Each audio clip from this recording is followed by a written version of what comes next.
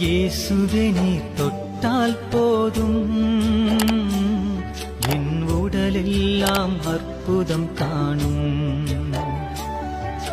இயேசுவே நீர் சொன்னால் போதும் என் மனமெல்லாம் சுகமாய் மாறும்.